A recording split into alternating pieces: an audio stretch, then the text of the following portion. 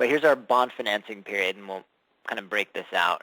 At the beginning, you'd want to apply for your bond volume allocation to make sure everything else is even worthwhile to even do. By week 4, you probably should have your team formally assembled. By week 6, give or take, you could expect to receive your bond volume allocation. Obviously, if you never receive that, it's kind of pointless to continue on past this part. But having successfully received your bond volume allocation in week 6, then obviously there would probably be a kickoff meeting and call and say, all right, everybody, let's go ahead and go forward. The circulation of draft documents, all these documents that we had talked about, I don't think you keep everyone in the dark at the very end and say, all right, we've got final documents. It's nice to have those drafts begin to circulate.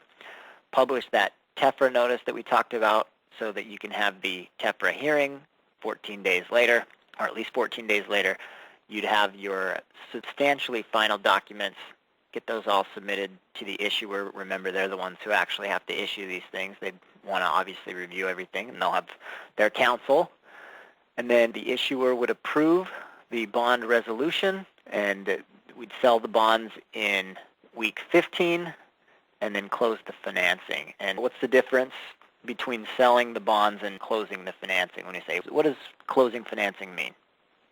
Well, when you go to sell the bonds, this would again be generally in a publicly offered deal. Your underwriter would go out to the market and say, I've got $10 million of bonds that I'm offering to sell, or that are, well, there's always legal whether they're offering or soliciting an offer, but the underwriter is out in the market with bonds, $10 million of bonds, and say they've got Freddie Mac credit enhancement on them, and you would find someone that's willing to buy those bonds, and you would generally set your interest rate at that point, and you would sign a bond purchase agreement which says, we're going to close this transaction in about a week, and we'll deliver the bonds to you at that point in a week.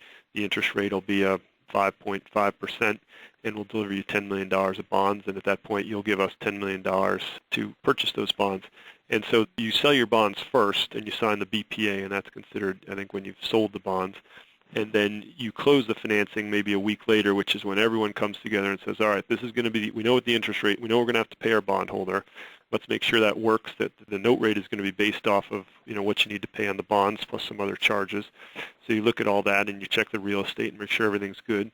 And everyone comes together and signs the documents and closes the financing, and the money moves. So the bond proceeds have now been received from the purchase of the bonds, and they will go out to the trustee and be held by the trustee on the closing day. Money really moves when you close the financing, and when you sell the bonds, the promise to sell the bonds and to purchase the bonds is made.